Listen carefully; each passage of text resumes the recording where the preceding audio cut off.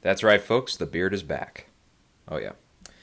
All right. Well, I'm filming this on August the 24th, but that's kind of because of time restraints here. But Oscar season is officially back, baby. And it's time for the 2022-2023 season. And I gotta say, looking at the lineup this year of films and directors that are back, I have to say I'm always genuinely excited for the Oscar season, not just for the films that come out, but also just for the competition of it, seeing what directors, writers, actors, even down to the production crew and stuff, how many of them can come back and make great films again, or repeat, or the new ones we discover along the way. I have to say this season's lineup is excellent, absolutely excellent. Already, I've looked at some categories as far as predicting in the top 8 categories. And right away I'm like, okay, well, I've got like 7, 8 picks right here that would all be like guaranteed to get in another year. So, or not another year, but 8 total or 9 total, somewhere in there. And, yeah, I think I guess we'll get started here with a couple of things here, a couple of housekeeping things. Just for those of you who are up to date on my book series, which I think is all 7 of you, thank you.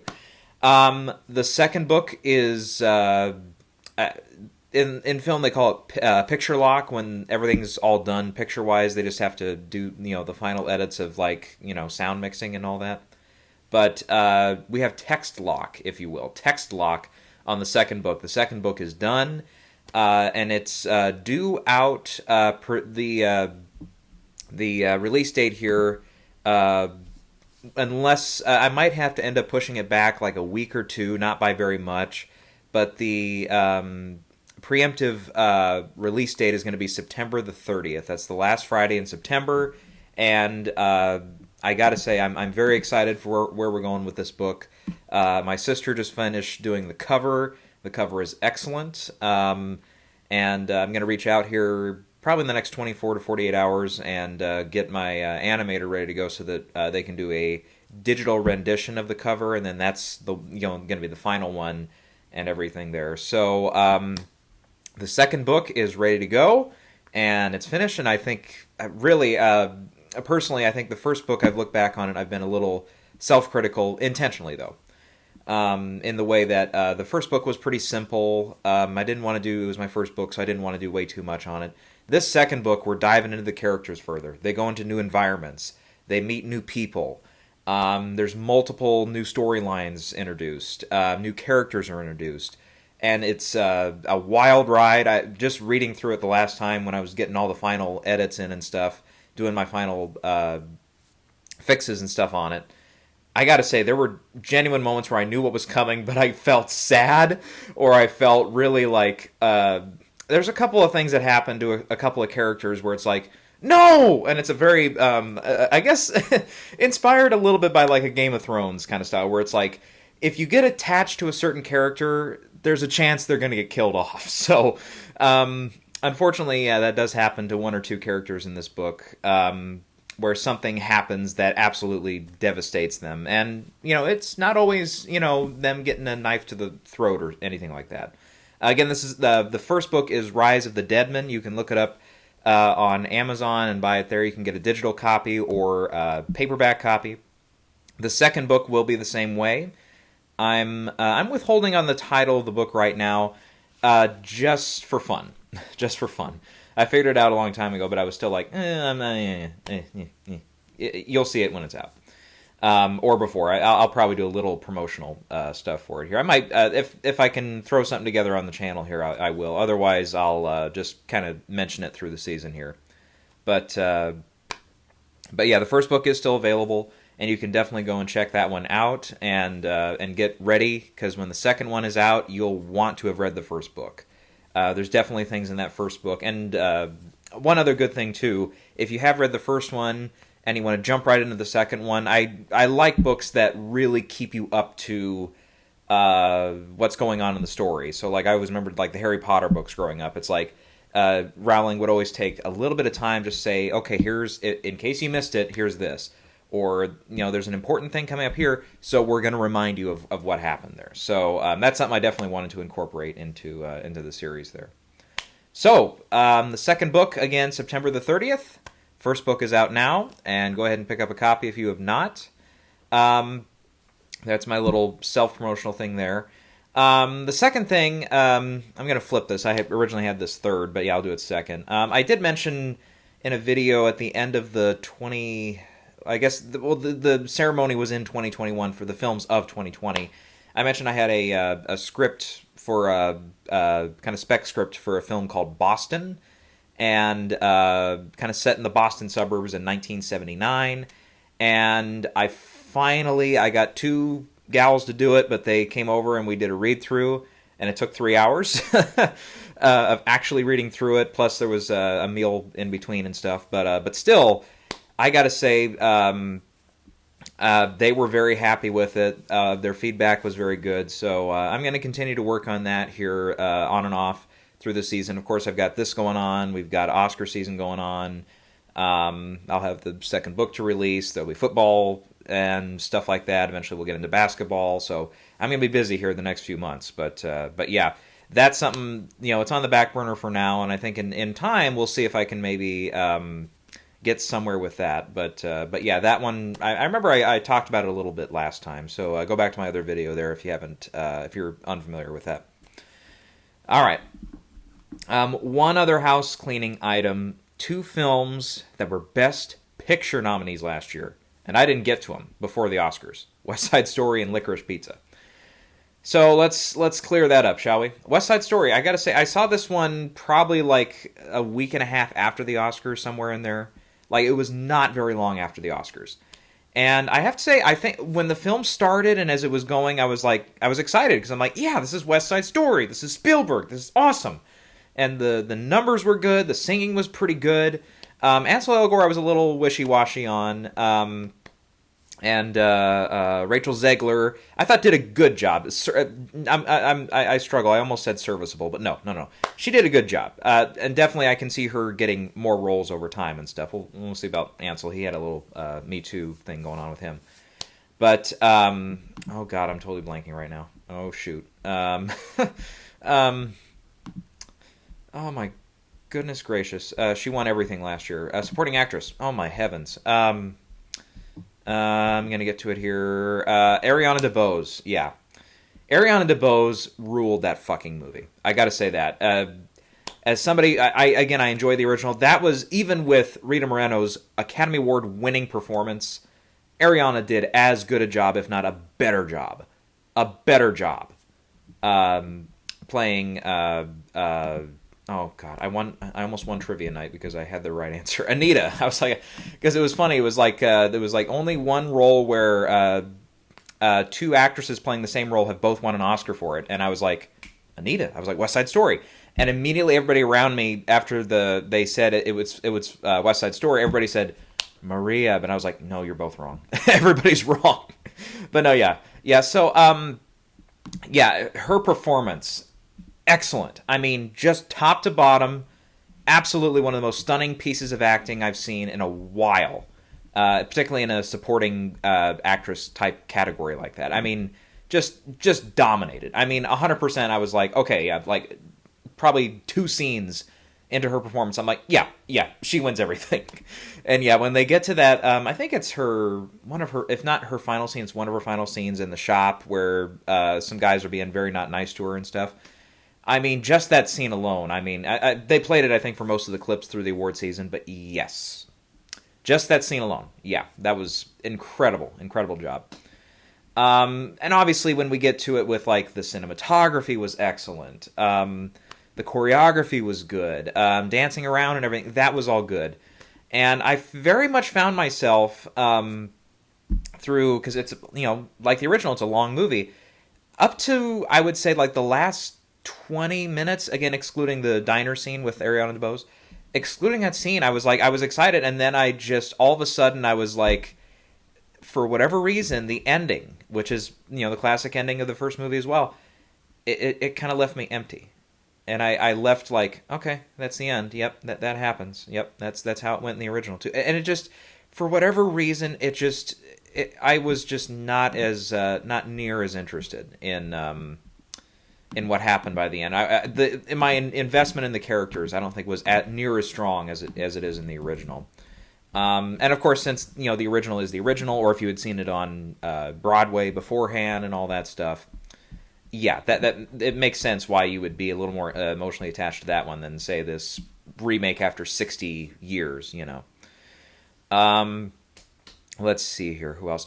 Otherwise in the cast, David Alvarez, I have to give a lot of credit to as Bernardo, whose counterpart Michael somebody he won the Oscar for that role in the first one. I thought he was really good. Mike Faist I enjoyed as well. Even Rita Moreno's kind of smaller role, which was invented for the film. Even that one I was like, yeah, it's Rita Moreno. Of course, she does a great job and everything there. But yeah, for whatever reason, I just felt like the ending was hollow, and I don't know, it just kind of left not a sour, but definitely like a kind of a down note on the film, which was when the rest of the movie is good enough like that, good enough to a level where you're like, yeah, this is definitely a contender as one of the best films of the year and stuff. It's just weird. It kind of reminds me of Her a little bit, where like the whole movie is fantastic, and for whatever reason, that last 5 minutes for me just didn't do it. I was just like, oh, really? That's your ending? And I was just very disappointed in that too. So I don't know. So I think I'm settling on a 9 out of 10 out of that one. 9 out of 10 on that one. Yeah, I think so. But it's one, I watched it when it came out, when I saw it there on, I think it was on Disney Plus by that point. But yeah. And I was like, really excited at first. And as as we got up to the ending, I was less and less interested or involved in it. So that's my thoughts on that one. And then Licorice Pizza I saw probably like a day or two later.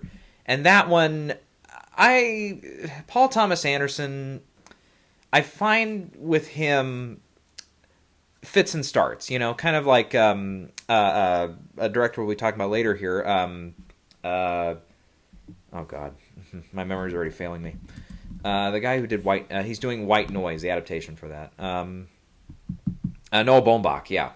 Kind of like Noah Baumbach. It's like some of his stuff, I'll watch from beginning to end and I'll just be like, no, that wasn't for me, like While We're Young. But then he'll do Marriage Story, or he'll do Mistress America, and they just blow me away.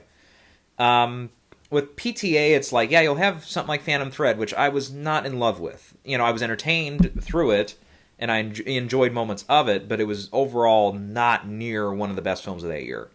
Not one of the best directed films of that year. Not by a stretch, no. And with this one, I really thought it had fits and starts. It was funny, one of the people, part of the reason I brought up the Boston screenplay was because I knew I was going to get to this. Because one of the people I had read through with me, she was like, she had just come back from Spain, and she, on the plane ride there or back or whatever, she watched Licorice Pizza. And when I described the plot to her, she's like, oh my God, that's Licorice Pizza. I said, well, I started writing this a long time before that movie came out. And I don't know when PTA wrote the script, but I started Boston in the screenplay in like February of 2020, like in the moment, not too long before the pandemic really broke out in the U.S. So, I don't know. I don't know if he had, a lock on it before then, or if this is something he's been, kind of hiding in his drawer for a long time, or what have you. But it was, there were a couple spots here and there where I'm like, okay, that's kind of almost similar to something I'm doing in the Boston screenplay. But overall, I do think I'm going to bring up the cast here again because I can remember some of them. And yeah, with Licorice Pizza too, I felt like the movie, it was 2 hours and 15 minutes, somewhere around there. I thought it just went on too long, for one thing. I felt like some of the episodes were definitely not nearly as interesting as some of the other ones. Now, goes without saying, the John Peters part with Bradley Cooper, who was only in like 6 minutes of screen time through that role. I could have watched a whole movie of that. I was dying for him to come back. And he, it's like he has his two scenes and then he briefly shows up one more time and then he's done. And I was like, oh, I want him through the whole movie. Cooper just channels something there that just was just incredible to watch. And I really wish that in some ways that he had been able to be in it more. I get it. I get this is the story we're doing. It's a very episodic, French New Wave type approach to it, which I think is part of the reason why it appeals to some of those like snobbier voters in the directing category, the screenplay category, and stuff. But still, yeah, it's like that whole part where they're like, the whole thing about the gas shortage and everything. That whole sequence sticks with me more so than probably 90% of the rest of the film. That part is so good. So good. I would say, because, if I'm remembering correctly, the next part is when they do get into the politics of it. There's like a small political thing. That whole part I was just not interested in. The ending I thought would be, exactly what it was, and that was, I get it. It's kind of like movies at the time, some of them, I should say, some of movies at the time, they wanted their happy ending, but they also wanted it to be a little dirtier, a little grittier and stuff. Some of those early 70s films kind of have that. But still, I don't know. There were parts that were entertaining. There were other parts that were not. Let's see. You're getting into the cast, though. Lena Heim, I want to see what else she can do as an actress. Because in this, I thought she really lit it up in quite a few scenes. And everything there. She's supposed to be older, right, in the film? Or she's supposed to be younger? I forget what it is. She's older than the main character, who's Cooper Hoffman. Who he plays 15, and that looked about right. What he was playing, I thought was right. But her, I didn't buy her as being the same age or ever, a little older. She did almost look, because in real life she's closer to 30 than 20, I think, even though she's supposed to be playing somebody in her 20s or again, late teens. For whatever reason, that just didn't... they had really good chemistry together, for sure. Not in the, more kissy scenes or whatever, but more in their dialogue scenes. Really good chemistry there. I don't know if it was PTA himself or whoever cast them together.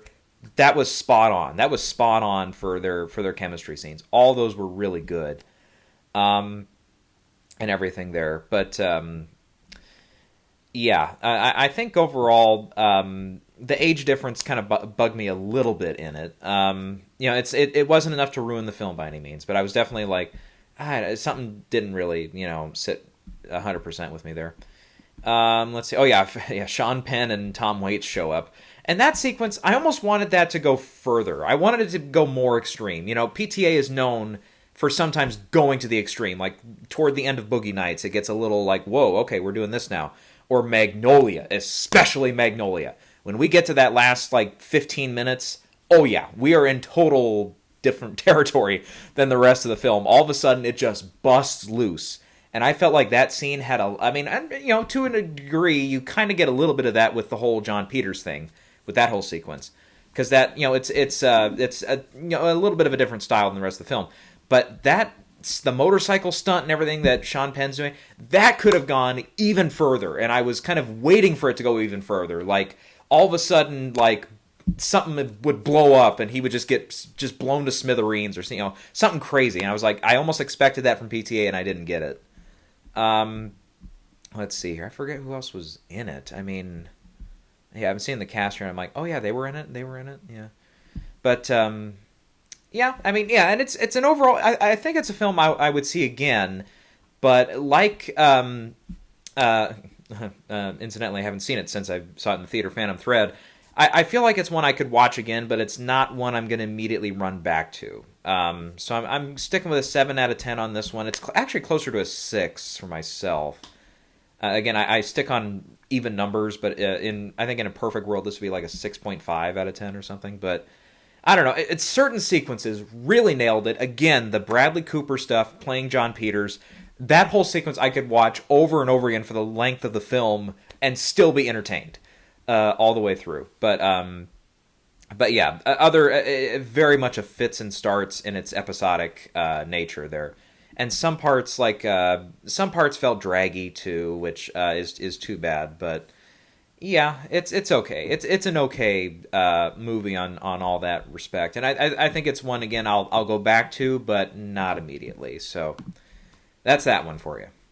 Okay, so with all that being said, I think we're gonna go ahead and skip to the calendar. Now we're gonna do this like in the olden days. Yeah, we haven't done it the last couple of years because of COVID and shit, but I guess we're over it now. We're moving on to other stuff. Um, but we're going to go back to the classic style of we're going to go through the release calendar and we're going to go through the ones that we think have a shot, some potential to be nominees this year. Starting innocently enough in January, which, yeah, I gotta say, I don't think there's anything in January this year that's gonna get anything, and it's rare. It's like you'll only find like technically January releases the only ones that really sometimes go all the way are like the Sundance films, you know. But even then, I didn't really pay much attention to Sundance this year.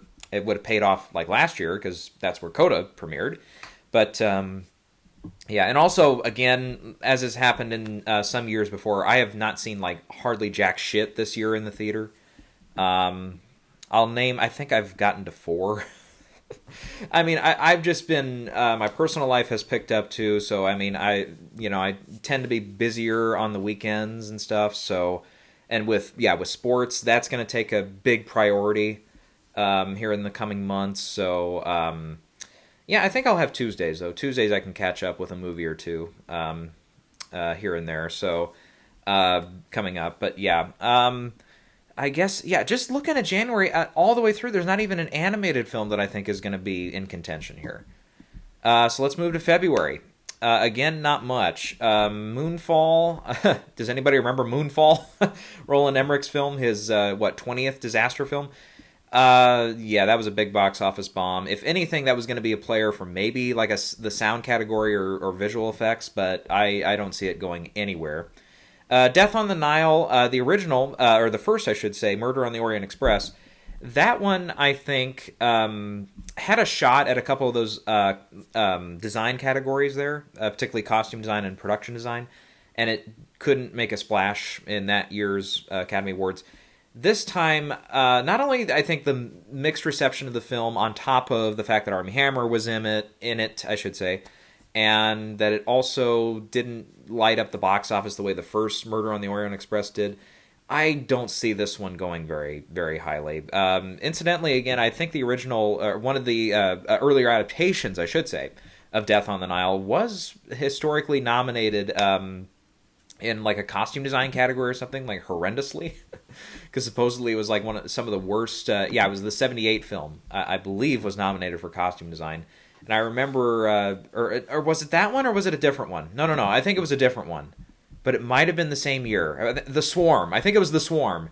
The Swarm was a notorious pick. Yes, that was the same year, where it's like that got into costumes. From what I remember, it's a pretty contemporary piece.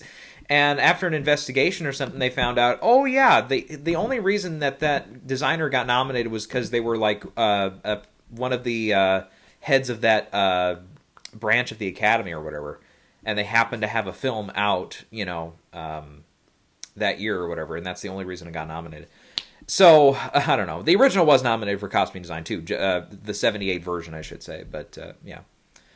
All right, anything else here in February? I don't think so. All right, let's get to March. Here is one I did see, finally. The Batman. And the Batman, without getting into the full review of it, 8 out of 10 for me. I thought and I'm sure it's been said before, there's a point where that movie ends at like 2 hours and 2 hours and 10 minutes. It was weird. I think I remember saying on camera before we knew the runtime of the movie, I said, I really want the Batman to just be 2 hours. Please. We've had so many long movies as of late. I don't need this to be long. And it was a 3-hour fucking movie. And it really did not need to be. Holy crap, that movie did not need to be 3 hours. Because again, there's a point where it gets to like 2 hours and 10 minutes where I'm like, that is one of the best Batman films we've seen put to screen.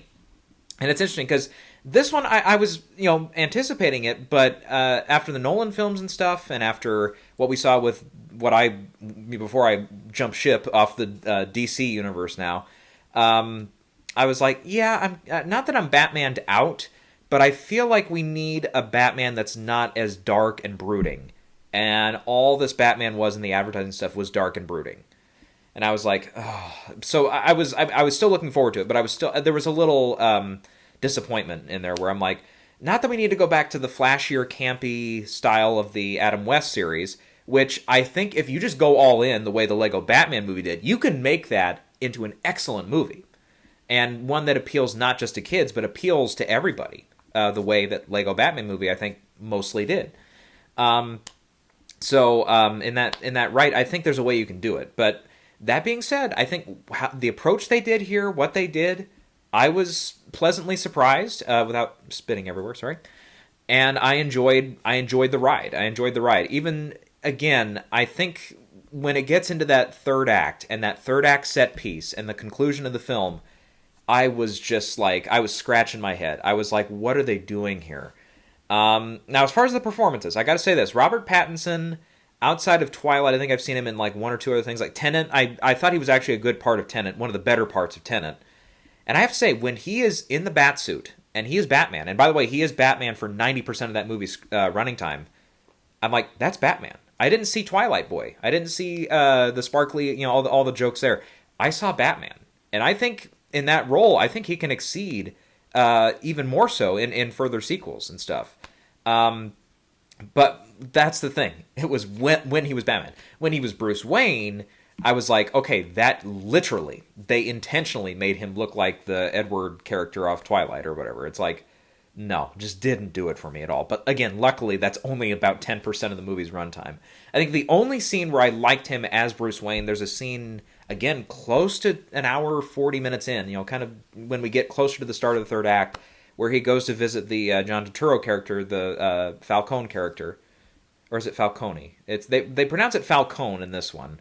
And I remember there was a kind of a big debacle about that from fans and stuff. But whatever. It's John Turturro. And we'll get to him, because he is downright excellent in this role. But yeah, we'll get to that. But yeah, that one scene where Robert Pattinson goes to talk to him about some stuff in the past, that was the one scene where I'm like, okay, I can buy Bruce Wayne being at this point, because he just got some pretty devastating news that affects not only his life going forward, but the whole legacy of the Waynes in this world. And by the way, thank you, God, Matt Reeves, for not putting in a scene where we see the Thomas and Martha Wayne get murdered.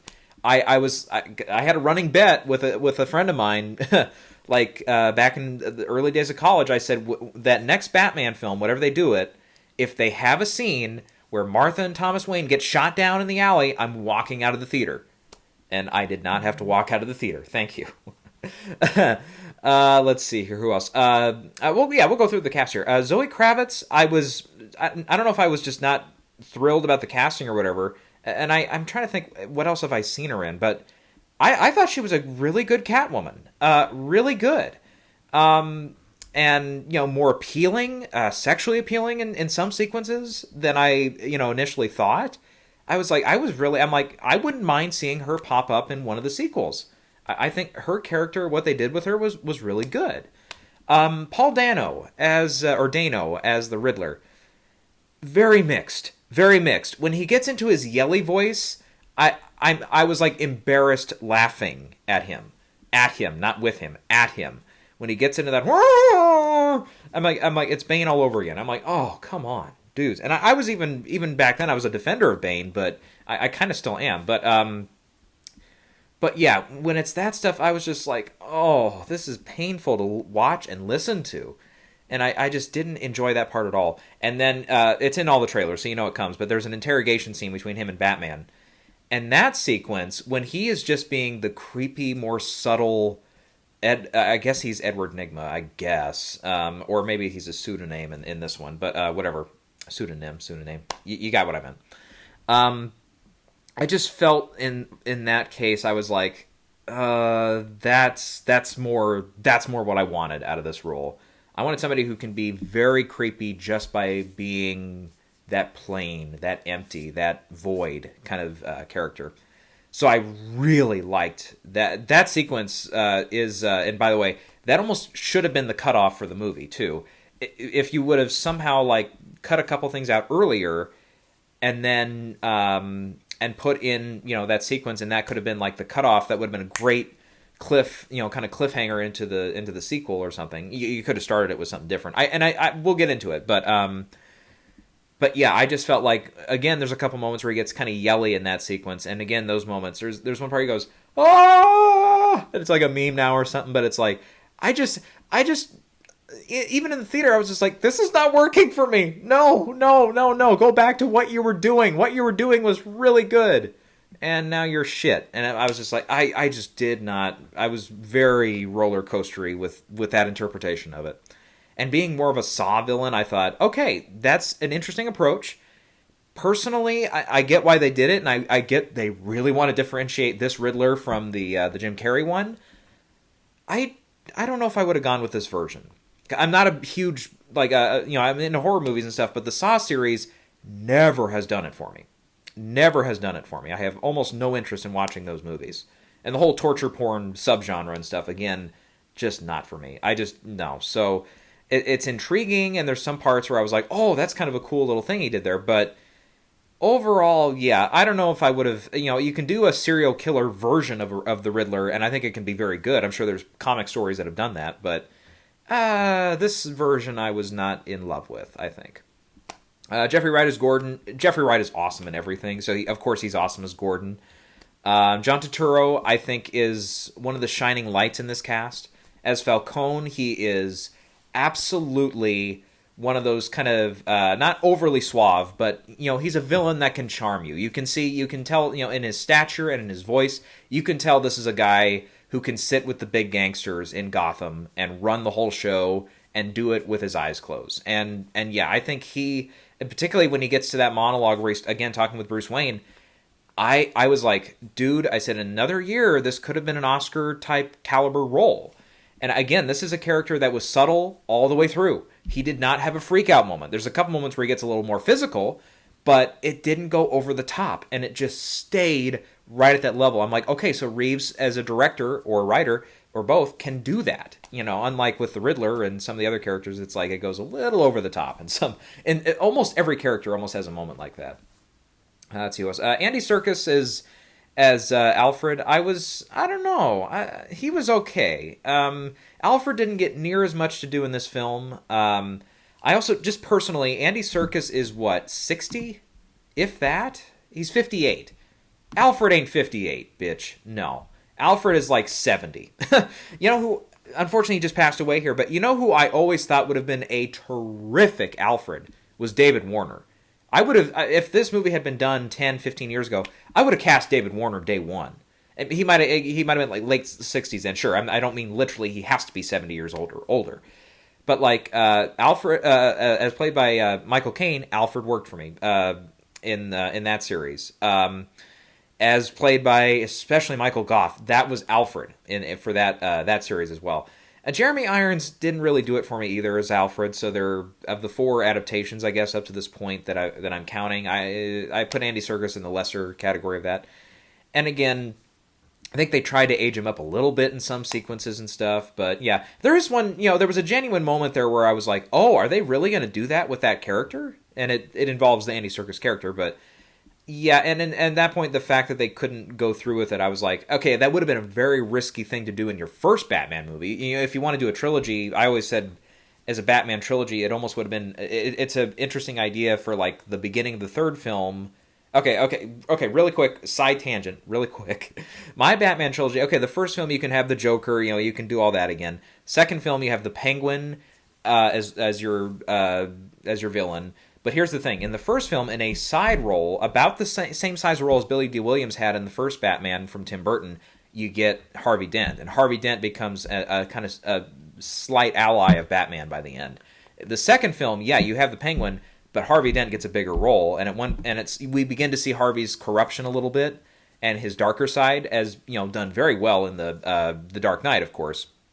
But the Penguin, you know, disfigures Two-Face and everything. You could even do, as a side thing, like almost like a cameo in the second film, you could have Joker be in Arkham Asylum, and then we get the origin story of Harley Quinn, and then they come back for either the third or a fourth or a fifth film, you know, what have you. down the line. But yeah, I always think it would be a great idea in a Batman trilogy, and I think they were almost angling to do it with the original Burton and Schumacher franchise, where you bring in Harvey Dent gets disfigured and turns into Two-Face. By the end of the second film, you get rid of the other villain, but Two-Face is there, and you could almost have it like be a scenario where Harvey Dent finds out, / Two-Face finds out who Batman is, and then the entry point of the third film, you leave it on a cliffhanger. The third film starts with Harvey Dent like destroying the Batcave, destroying Wayne Manor and stuff, and you could have Alfred die in that sequence. I'm like, that would have been a cool thing to do in like the third film, to start it off. Just like, okay, Batman has to deal with an enemy now that is a former friend, and now he has to do it without Alfred. I'm like, oh, I know some fans get irked by it because they never want Alfred to die in any respect, but if I was doing a trilogy, I would like to set it up that way. I'm not sure if we do like the Riddler and, you know, copy everything from the 90s and 80s and 90s series there, but yeah, definitely I like the idea of bringing like the Joker and Harley Quinn into it to be some bad guys in like the third one or something too. But anyways, and that leaves probably one of the more delicious parts for last: Colin Farrell as the Penguin, as Oswald Cobblepot, also known as just Oz in this film. Everything they did with that character, I really liked. I mean, just from the makeup, which I'm guaranteeing you is going to be nominated this year. It might even win the category for Best Makeup. Absolutely. I think that everything he did with this interpretation of the Penguin, I thought was really good. Again, very much differentiates itself from the previous version as played by Danny DeVito. And I really liked what they did with this one. Unlike the Riddler, which I had very mixed feelings on, and again, literally was up and down the whole movie. This one, the whole time, I'm like, yes, I like what they do with Oz. The fact that he is kind of a fumbling, in some ways, gangster. That he has, you know, the Iceberg Lounge and stuff, which probably comes out of the comics. But still, I'm like, that's perfect. That's absolutely perfect. And everything there. And I was like, yes, that's excellent. Of course, yeah, the bit, you know, the more, what are you showing me? Come on! Just excellent. And yes, I mean, all the way through, I gotta say, it's hard to see Colin Farrell through all that makeup. And yeah, I just all the way through, I'm glad he's getting a series, and I'm glad that there's potential for him to rise up and be an antagonist in further films in this universe. I really like what they've done with that. So yeah, let's round it out again for what this one could be nominated for. I think absolutely makeup. Makeup is like a nail it down right now. It's going to get nominated. I'm almost willing to bet a testicle on that without being too graphic about it. But yes, I am almost 100% certain that's going to get in for makeup. And then cinematography. I think the cinematography from last year's winner, Greg Fraser, I think that's got a really good shot of getting in. Now, I think there's going to be some really good cinematography jobs this year. We'll get to the one from Roger Deakins is back this year, working again with Sam Mendes. Last time they were together, it worked really well. So I don't know if he can win 2 years in a row, but I can very easily see that one making the cut for cinematography. Just Warner Brothers, I think, has to really push it, and the committees and the branches and stuff, they just have to remember that film did come out this year. Okay, let's move on. I did see when I was home one weekend, somebody put on the Adam Project, so we watched that. It was entertaining. You know, kind of like Sean Levy's last film, which I've actually seen again now with Ryan Reynolds. Good Guy? Shit, I totally forgot it. What was it? Free Guy, yeah. Free Guy is a fun movie, and this one is too, I think. I didn't get into it. It didn't have the emotional impact with me that some of his that I think it was going for, I should say. I was going to say some of his other films, and I'm like, what other films of his have I seen that have an emotional impact? I'm like, not really. Maybe Cheaper by the Dozen, because I was like 8 when it came out, and that was my favorite movie for a while, for I don't know, a couple months. But yeah. Yeah, it's a fun film. I don't see it getting any Oscar buzz, but still, that one was a fun one to see. One big one, I know I'm guilty. I haven't seen it yet, even though it feels like I'm the last one. Everything everywhere all at once. Yeah. Just for whatever reason, even after the reviews were good and it really made a splash at South by Southwest, I just got the marketing for this movie turned me off. Just absolutely turned me off. For whatever reason, the whole narrative and the whole multiverse thing, coming at it from a very, singular film, it just, I was confused by the trailers. I didn't know what the story was. I didn't know what the point was. So yeah, in many ways, yeah, I got really turned off by the marketing here. So I didn't see it in the theater, even after it was getting 98, 99% on Rotten Tomatoes and stuff. And, yeah, it's one, I will see it. I will for sure see it. Absolutely, I will see it. But I just have to say that marketing just did not do it for me. So that's why I haven't seen that one. But as far as its Oscar prospects, this could be, I'm not saying we're going to get to 10 nominations on this film, because I don't know, in the crafts, I don't know how high it can go. But even in the top categories, I think this has a shot at getting picture, director, actress, supporting actor and supporting actress, original screenplay for sure. I would say film editing is probably a good chance. Again, without having seen it, cinematography might sneak in there. Potentially costume design, if there's a lot of stuff going on there. Production design, I would say probably is also a really good shot. So that gets us to 10, by the way. But yeah, I can see this one. I don't think it's a guarantee to break double digits, but I think it has for A24. This has got to be one of their biggest, as far as total nominations, one of their biggest prospects ever at the Oscars. Just briefly, let me remind myself here. Let's see. I want to say Moonlight is the one that's done the best, I think, at the Oscars as far as just nominations goes. I'm going to run through the films here real quick. I want to say that it's that one. I think Ex Machina got 2 nominations, I think. Yeah, I know Moonlight had 8. Unless there's one I'm totally skipping here. Lady Bird got like 4 or 5. And since then, they haven't really had one that's gone all the way, have they? The Farewell disappointed. Lighthouse only got the 1 nomination. Yeah, Uncut Gems couldn't break into anything that year. Yeah, they didn't last year outside of, well, I mean, I guess it's, wasn't it co-produced with Apple, but or released by Apple, I should say. But Tragedy of Macbeth, did get 3 nominations there, but still, this has to be, yeah, this should at least tie with Moonlight at this rate. I can see it getting at least a couple of those tech categories.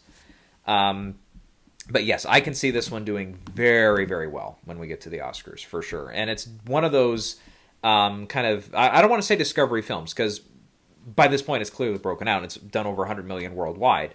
So it's not really a discovery film, but it definitely has, right at this stage, a cool factor to it that films like Whiplash benefited from. Definitely films like Parasite benefited from. Coda, I think, almost had a little bit of that cool factor by the end there and helped it in that race. So, yeah. At this rate, yeah, I mean, maybe I'll go in with low expectations and get totally blown away, but yeah, that's my little 2 cents on that one. Okay, Morbius, that's going a lot of places at the Oscars now. Let me see here. Anything? Sometimes we've seen these Harry Potter and Fantastic Beasts films at least get 1 or 2 nominations, but this one, the financial has gone way down. The critics, again, very split. I didn't even bother with this one for Fantastic Beasts, this Secrets of Dumbledore. Yeah, I don't think it's going to stick around for much at the Oscars. We'll see if maybe if The Northman can do something. I don't see it as a very likely contender in a lot of categories, but I'll name it just in case they do want to throw it in for costume design or production design or something. Maybe at the Globes, maybe an Unbearable Weight of Massive Talent could do something with like a Nicolas Cage nomination there, potentially. Let's see, let's go through. I think the next one I saw was actually Doctor Strange. I think I literally, I didn't see any, I've only seen like superhero movies this summer. And one other one, yeah, we'll get to that one. But Yeah, Doctor Strange, I was mixed on the first one, kind of 7 out of 10 range. For this one, I'm also a 7 out of 10. I think this one has more rewatchability factor for me, just because they do get into multiverse stuff, which the way it's been introduced in the Marvel series, I've really liked what they've done there, and it's worth mentioning that the Russo brothers are producers on Everything Everywhere All at Once. But that being said, I like how they've done it in that series. And with this one, I almost expected more out of it since it has multiverse in the title, but I guess there's times to do that in other movies too. And coming off of Spider-Man and everything, I was like, yeah, I was hyped for this one. And not as hyped as I was for Thor. We'll get to Thor, but with this one, I also thought there were certain sequences, like there was one that was built up in the marketing, the Illuminati scene, of course, and I enjoyed it a lot while I was watching it, but afterwards I was like, okay, they really pulled that. Yeah, and it was fun to see the cameos pop up in that sequence and guessing who was going to be next in the Illuminati and stuff. And there was a legit surprise when a certain one, who I guess in the comics has always been there on the Illuminati, because I remember looking it up after we saw the movie. A couple of friends and I saw it, but I was like, okay, is that character known for being on the Illuminati? Because I'd only seen him in an animated version before. Okay, that probably gives away if you've seen the movie, but still. Yeah, and I was like, oh, I guess he's always been on the Illuminati. That's why he was there. But it was like, but what about this character, Iron Man, and a couple other ones? It's like they were on the Illuminati all the time in the history of the comics, I guess. But yeah, and we'll have to see. But yeah, that one, very violent for a Marvel film. And that's fine. It's Sam Raimi, of course. I understand. And I like how they were able to give Sam a lot of rope on this one and say, do whatever the hell you want. But there's times when you have to pull back a little bit. This one almost did become a full-on horror Sam Raimi film for a while. And I can understand some families and kids walking out of this one saying, oh my God, did you see what happened to X? Did you see what happened to this character? That was crazy. And yeah, it's Gremlins all over again. It's a couple of these films, which I think does affect the box office for stuff like Thor and potentially some other properties. Because Marvel has, up to this point, been a pretty family-friendly audience.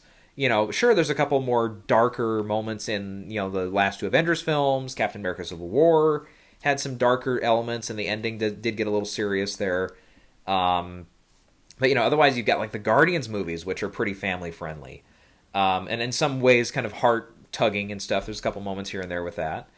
The Spider-Man films have been very family friendly, even though again, No Way Home did have its more violent moments in it, but still, it was like it's perfect. I would say that's a again, I've told this story, but I remember the first Spider-Man from Sam Raimi. It was a talking point at the time that the film, the ending, when they get to that graveyard fight where there's blood spurting everywhere, a couple shots of people getting punched and you just see blood splurt and stuff. There were people complaining. There were people like, did they go too far? And I'm like, that was in 2002. Imagine almost 20 years later, or is 20 years later now. But this one, it's like, yeah, right away, the way they deal with one of the first monsters, I was just like, whoa, okay. Most of the time they would cut away in a Marvel film, but they did not that time. So it's weird. I enjoyed its moments when it was able to do that, but only to an extent. And I think by the end I was like, yeah, I felt, especially when we get to the last iteration of Doctor Strange that shows up from the multiverse, that I was just like shaking my head at, like, okay, they've jumped the shark. This went too far. It reminded me, and it's almost reminiscent of an episode of What If, the animated Marvel show. There was one episode where it dealt with zombies, and that episode, again, I'm like, what? Zombies? This is Marvel. Marvel doesn't do zombies. And when they did, I wasn't really all that fascinated with it. So, yeah. 7 out of 10 for me on Multiverse of Madness. I also was very curious about what they would do with Scarlet Witch, and what they did here was not what I was expecting. I'll say that for sure. And, yeah. It's interesting. And we'll see if there's any, what the future is for Wanda's character and stuff. But, yeah, that was that one. All right. Then we get to Top Gun Maverick. Okay. I'll tell you what. I wasn't, the original Top Gun, I'll set this up. The original Top Gun for me is just fine. It's okay. It's by no means a masterpiece. I know there's people that was like a religious film for them back in the 80s. And that's one of their like go-tos and stuff. For me, I saw it way late, like in my teens, and it was already hyped up, and there was no way it could live up to that hype. And it's just not that fascinating for me, the original. And with this sequel, I really didn't have a lot of interest until they announced who the director was. It was Joseph Kosinski, who had actually worked with Tom Cruise on like Oblivion and stuff, which I haven't seen. But his film, Only the Brave, if you haven't seen it, go back and see Only the Brave. Only the Brave is a masterpiece, a modern masterpiece. And that's, from him, I was like, I kind of recognized the name a little bit when I saw that film. But afterwards, I'm like, this guy can direct. He can definitely direct. What he did with the actors in that film, in some ways with some of the visual effects in that film, I thought was spectacular all the way through. I still say Jennifer Connelly, who's in this one too, she probably could have got nominated that year for that role. She is excellent in that role. Josh Brolin, I think, gives one of his best performances ever in that film. I mean, all down the line. That is one I've rewatched since it's come out, 5 years ago now. That holds up with every viewing. And there's a couple parts when it gets to the end, without giving too much away, there's a big catharsis kind of moment with that just still, there's a couple moments that just nail you and just like, wow moments. And I remember I was kind of, when I came out of the film, without spoiling anything, I was kind of shaking. I was like, I cannot believe they just did that. And I cannot believe, because it's based around a true story. Again, I recommend, if you're going to see the movie, if I've sold you on the movie, do not go back and read the articles, the real life story with it. It gives everything away. Just go. I went to it pretty blind. Go into it as blind as you can. Just watch the movie, and trust me, you'll have a very good viewing experience. I think, very much so. Anyways, but he is back with Top Gun Maverick, and it's okay. Okay, I made sure I didn't get shot there. This is one movie I had a very heated debate with a friend of a friend, because she had seen it and she thought it was one of the best films she'd ever seen, and I was like, it's okay. And I'm honest, it's okay. Again, probably just the context of the first Top Gun being what it is to me. That's probably why I didn't enjoy it as much. So with this one though, I have to say I like this better than the original. This is like a 7 out of 10 for me, and I'll explain why. Here's the thing: the first 5 minutes of this film were so fucking deceptive, because right away from the bong, I was like, okay, I'm ready. This is awesome. This is gonna be great. And it was like the reviews were good, and I was like, I'm really glad the reviews are good, because I like this director. Tom Cruise, I think, especially with what he's done the last 3 Mission Impossible films and some other ones here and there, like American Made, I think he's been doing very well with his selections, The Mummy notwithstanding. But yeah, he has been really picking some good projects and spearheading some good projects. And the box office reception of this film, I think, is a testament to how much Tom Cruise has come back from some of his weaker moments in his career, like what we got with the whole Katie Holmes thing, the jumping on the couch, the Matt Lauer interview, all that stuff. It was like, yeah, Tom Cruise was kind of hurting there for a minute, but still, after Tropic Thunder and the revival of the Mission Impossible films and stuff, I think Tom Cruise is now right back in a really good spot now, at 60 years young, too. And it was weird, because all through this film, I'm also looking at him, I'm like, he still looks really good for his age. For somebody in his late 50s, he looks amazing. And as soon as I started seeing some of the premiere, the coverage for the film, when he was doing the promotional stuff, I'm like, oh, I think he might show a couple signs here and there. I think in his face a little bit, he's starting to look that way. I think I'm starting to look that way too. But still,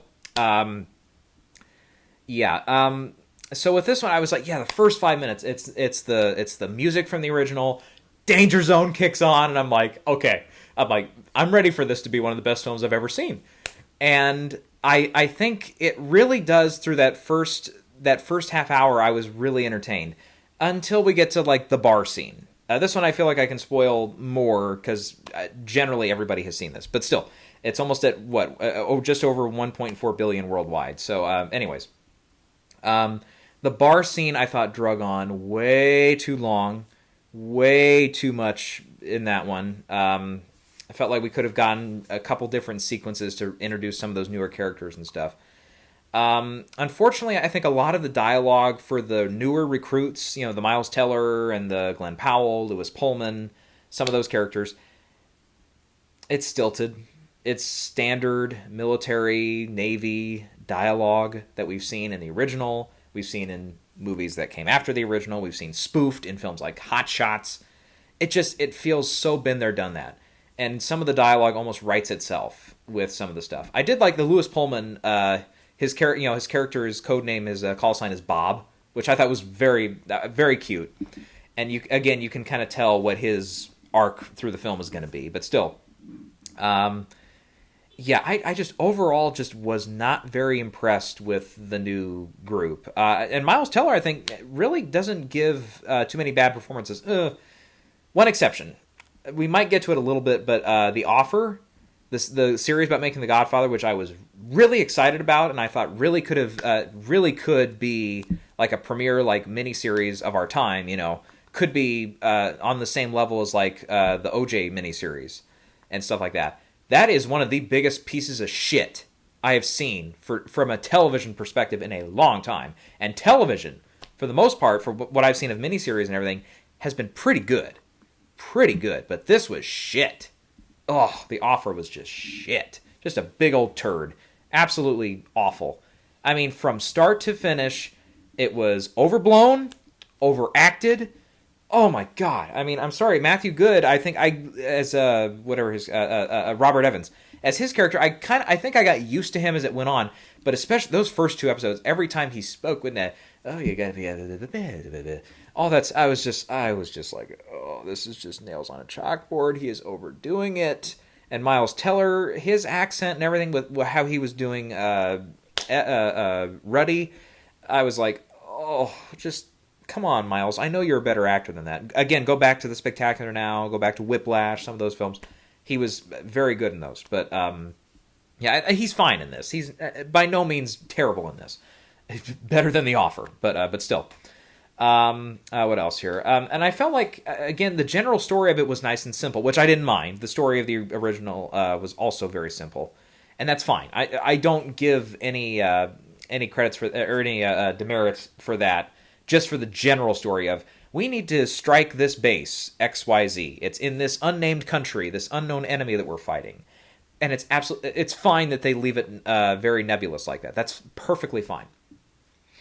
Where I had problems, again, is where we got into the third act, and all the cliches started coming out. I mean, again, everything you can name under the sun that would be a cliche for a movie like this. No, it just didn't do it for me. There was no, especially when we get into the third act, there are no surprises left in the movie by that point. Not that there are a lot of surprises in the first two acts, but when we get to that, it was like, oh. I think the biggest surprise thing was actually not seeing Kelly McGillis pop up. I really thought they might have done something. I mean, even Val Kilmer shows up. And his sequence, a lot of people I know in the theater, I saw it on Memorial Day at it was like a 11 o'clock showing or something. That theater was packed. And I was like, okay. And I could hear some people sniffling and stuff, and a couple handkerchiefs coming out for the Val Kilmer scene. And I was like, I saw what they did there, and I think what they did with that scene, that's about the best you can do with that scene. For what Val Kilmer has gone through in real life and everything, I was like, that was a very respectful scene. Very respectable scene. The way it was written, the way it was acted, I was like, yeah. I'm like, I do not have a problem at all with that sequence. So, so that's fine. And I think it savored everything, and it makes sense why people have that reaction to it. Personally, I did not, but I still thought it was a very good sequence. Let's see, what else do I want to talk about? Of course, the jet sequences. All those, they did almost 700 hours or whatever of actual aerial footage.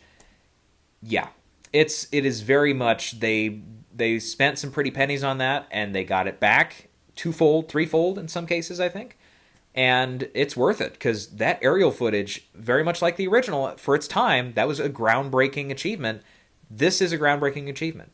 And I 100% guarantee you right now that the front runner, maybe not the one that will win, but the front runner in the film editing category is this film. 100%. I'm telling you right now.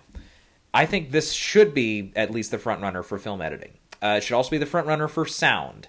Those two categories, I think you can almost, as far as who the front runner is, lock it up. These two are, those two categories, Top Gun owns those right now. That's not to say it can't get in for stuff like cinematography, which it's actually shot by Claudio Miranda, who's a previous winner for Life of Pi. It's also, I think it could be a player for Best Original Song. Lady Gaga does a song for it. The original, Take My Breath Away, won for Original Song. I could even see it sneaking into visual effects. Not that it's a very heavy film in visual effects, but there might be people that just think, oh, how they did those jets with computers is so... And it's like they don't realize that it was, probably 99.999% real with that. But yes, and I can see, because I believe this would be the first time Bruckheimer would actually get nominated as a producer at the Oscars, which he's been a big producer over the years. Again, as far as to my knowledge here, I don't believe he's ever been nominated at the Oscars. Like the Pirates of the Caribbean film, the first one, had some elements to it that could have been, if it had been a 10-film field at that time, we could have seen that one sneak in for Best Picture. Pearl Harbor, if it was a better movie, then I think that one could have, broken into Best Picture. Stuff like that. But still, I think this is a Best Picture nominee. I think it's a Best Picture nominee. And, okay, I'm going through his filmography really quick here just to make sure there's not one I'm missing, but I'm not seeing it. Yeah, I think he's in many cases due for a nomination just because he's been such a mainstay in the industry. Even if not everything he touches is 100% gold, like Armageddon and some of the other ones, but still, I think, yeah. And Cruise, I don't think he's getting in for acting here. I don't think the script is getting any nominations. I don't think it's getting any acting nominations, but Cruise, I think, will be nominated for his fourth Oscar, because he is a producer on this film. So I think picture, those tech categories we mentioned. So yeah, I can see this one getting 5 or 6 nominations for sure. And I remember, because right away people were like, well, why would this one get in? I'm like, remember Mad Max Fury Road? That one got in. And that didn't have near the box office or the big, even though that one was very, very, very, very well received. And again, like myself, I was like, is it really that good? I was a little critical of that one too. But that one smashed at the Oscars that year. Got a bunch of nominations. Absolutely. So yeah, I think prospects are very good for Top Gun Maverick. All right, getting to June, Jurassic World Dominion, the last Jurassic Park or Jurassic World, I should say, generally in the Jurassic Park franchise. The last movie burned me so bad, I was like, nope, I'm not even bothering with this one. And I called it right away after I saw the second one. I'm like, the only way they can get me to come back and probably get some of the audience back is if they bring back Laura Dern, Jeff Goldblum, and Sam Neill. And what do you know, they did. And they announced that probably 3 weeks after the second movie was starting to get really waylaid by critics and stuff. But yeah, advertising for this one didn't do it for me. The critic reviews didn't give me any confidence at all. So I was like, nope, I'm done with this one. So I still haven't seen it. I might end up seeing it. It's out on digital now, I think. So if I can illegally stream it somewhere, maybe, because it's also 2.5 hours long. And it really, those Jurassic Park films do not need to be more than 2 hours. Not very much over 2 hours, at least. But yeah. Oh, and by the way, in the plus column though, both Top Gun and that one was I think without credits, just over 2 hours. The Multiverse of Madness for Doctor Strange was right at 2 hours, and I was like, hey, we don't have a 2.5 hour Marvel film for once, or a 3 hour one like Endgame. Let's see. And I did not see Lightyear either, and I was like, yeah, the marketing was selling me, but I wasn't 100% into it. I was, guaranteed to buy a ticket there. But yeah, then the reviews were kind of mixed, and I was like, I don't know. And it really, I think, tanked at the box office. Not like tank, obviously, but it's lost money for Disney, which I was very surprised at. I remember, it was a big deal when it came out. It was projected to be the $90-100 million range, and it opened to 50 or just under 50 or barely over 50, and it was like, oh yeah. And yeah, I think there's a couple reasons for it. Without getting into that, because that's a whole nother discussion there. But That being said, I can see this one still coming back because, again, you've noticed we haven't really talked about a lot of animated films this year. I think because of the kind of lack of films, I think that one can still sneak in, even though it does have that kind of weight on its shoulder. You know, it has the monkey on the back that it is, you know, arguably one of the biggest box office disappointments of the summer. Other than, really, I don't know what else would take that title right now. Because, like, you know, Doctor Strange, even though it wasn't a billion-dollar film, it still did very, very well. Top Gun, of course, is a runaway hit, big time. Jurassic World even is just shy of $1 billion, so yeah, you didn't really have much to complain about there. But yeah, but with Lightyear, again, outside of animated feature, I don't really see it getting much else for that. Then to close out June, a couple films, and I haven't seen either one of these. I do want to see Elvis, definitely to see what Austin Butler's up to in that, because I think with him, I almost do have a little bit of that Taron Egerton kind of syndrome going on there, where I'm like, I feel like it's probably a much better bet for him to get in at the Globes. But even that being said, even the critics of the film, and it is Baz Luhrmann, so he can have some people that don't like his movies. Even they were like, yeah, Austin Butler is fantastic in this, and he's absolutely one of the best parts. And I do definitely want to see this film for sure. But again, this one, 2 hours and 40 minutes, and it's Baz Luhrmann, and like I think the only one of the two of his I've seen. Sorry, I was going to say the one I've seen the most recently was The Great Gatsby, but I did go back years ago and see Moulin Rouge, and Moulin Rouge I think definitely had its moments for sure.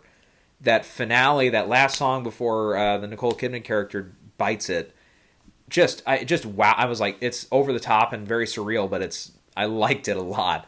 And yeah, the Roxanne to Tango sequence, yes, give me that.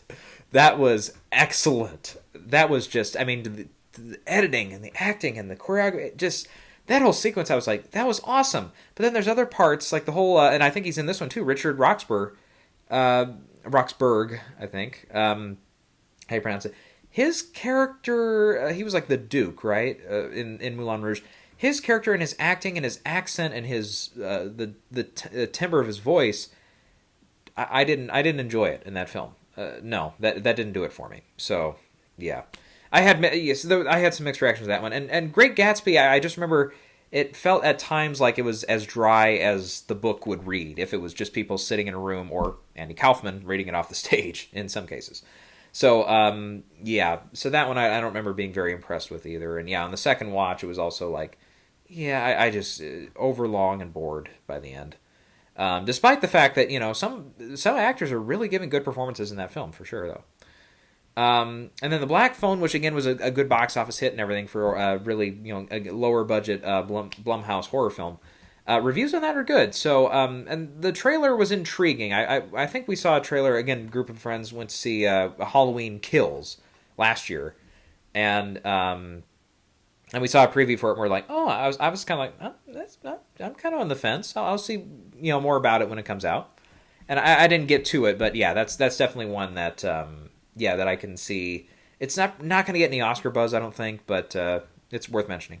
Minions Rise of Gru could be one that plays for animated film, and for whatever reason, I thought, even though Lightyear didn't do it at the box office, I'm like, Minions is going to hit, because every one of those Minions films and Despicable Me films hits, and this one it is hitting, and it's probably going to get close, like a couple other films this year, to $1 billion worldwide, especially now that it's in China. Let's see here. Then again, probably this is the last one I've seen too, is Thor: Love and Thunder, and coming off of Doctor Strange, I was like, yeah, this is an 8 out of 10. And this one was the one I was most pumped for.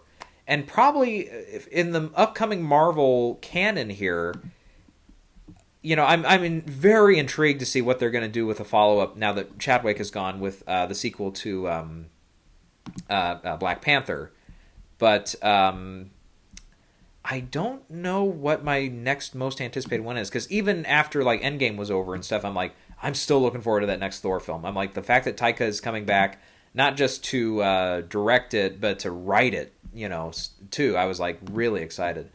And yeah, there's definitely some mixed moments here where it's like the humor goes a little over the top, gets very silly, and it's a very, you know, even though Ragnarok had silly moments as well, I felt like they had good moderation in that one. This one does at times, I think, go just a bit too far in its silliness. I was going to look up some future Marvel films, but yeah, we can get there.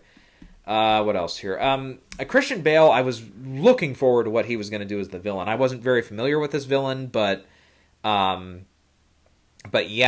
I felt like the film could have used more of him, and I also felt they could have done more with his character at the beginning, because he opens the film and they kind of go into why he becomes the villain and stuff. And I felt like they did enough there, but I was like, I could have used some more.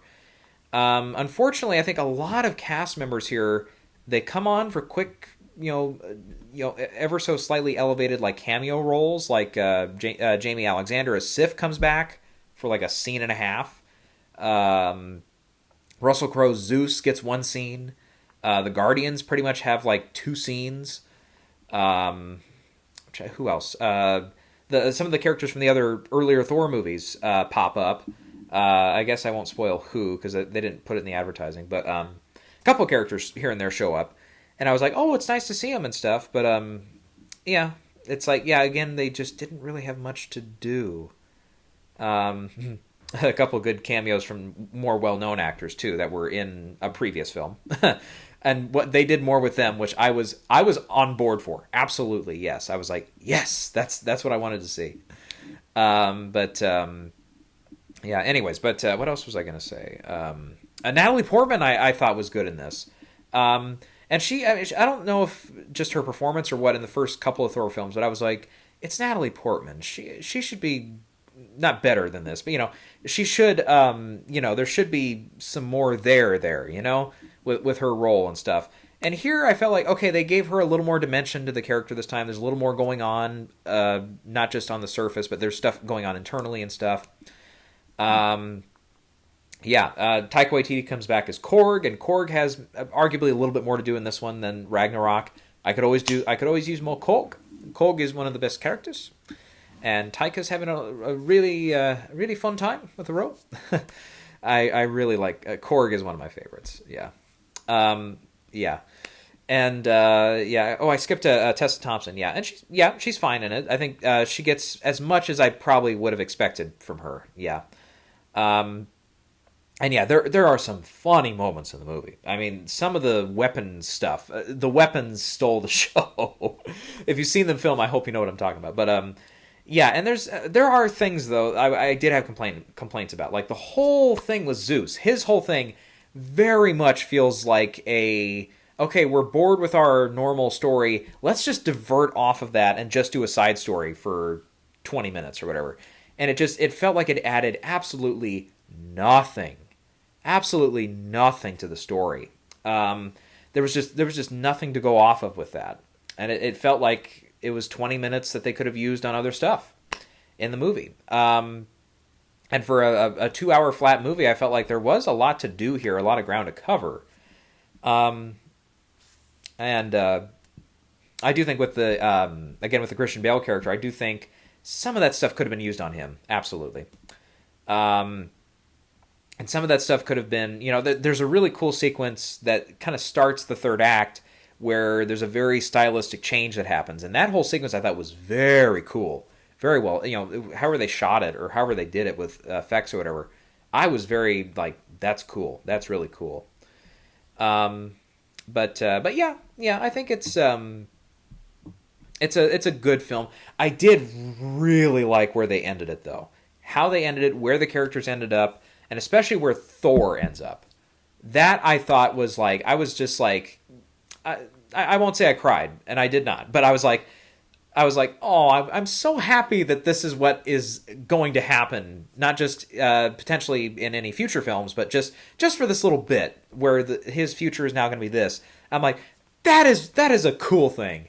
That's cool. And they allude to it earlier in the movie, and I'm like, okay, so how would they make that work? And it's a little wonky, but they make it work. And I was like, oh, that's cool. That's cool how they did that. And I did really like where they left Thor. That was one of my high points, I think, for the film. Let's see here. Yeah, so it's 8 out of 10. It's a good Marvel movie. I wouldn't call it like a great one. It's not up there with not even Endgame. Infinity War I really like. Not up there with Civil War or Spider-Man No Way Home or even the first Spider-Man Homecoming. But yeah, and that one, as far as Oscars goes, Ragnarok couldn't score anything, and this one, taking a little bit of a box office drop, and also taking a critical drop by like almost 25% on from Rotten Tomatoes or whatever.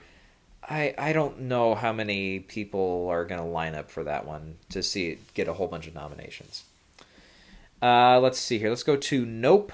I really want to see Nope because his first two films are really, really good. Jordan Peele. And this one, for whatever reason, even though I was liking the marketing and I really liked how they didn't flat out tell you what the story was, they alluded to what the general story would be, but they don't go, they don't go into it, and give everything away in the trailers. I like that. And it is Daniel Kaluuya back, so that's good to see him back. But working with Peele again, and I do want to see this film. As far as what I can do at the Oscars, I don't know. I feel like the expectations were set so high by Get Out, and even though I really really really liked, I didn't like it as much as Get Out, but some people did not enjoy that one, but I'm like, you guys are wrong. I was extremely entertained by Us, especially the first time through. That first viewing was so good. So yeah, we'll see about Nope, but I don't see that one bouncing back and getting like 3 or 4 nominations or anything, unfortunately. And that's without even saying it. Maybe I'll see it and I won't be very impressed by it, but yeah. Another animated film that's out is DC League of Super Pets, but I don't see that getting anywhere at the Oscars. Bullet Train is not going to go anywhere. I'm intrigued about Prey, though. The reviews are really good on that one. The trailer did not sell me. Again, like Everything Everywhere All at Once, that trailer did not sell me. It felt like a stupid idea, and yet somehow it's one of the better reviewed films of the late summer, which is curious, but and the fact that one is not in theaters, I think 20th Century Studios is really kicking themselves in the foot. They could have gotten a little bit of money off that, potentially. Otherwise, yeah, we're kind of in a dead zone right now at the box office, though, which is it's too bad because, we've gotten, and through the summer there, it felt like we had some good hit moments there. But generally, yeah, I think people they're lining up to see what's coming up here in the fall. And yeah, when we do get into the winter, the November, December months there, yeah, there's going to be some blockbusters in there for sure.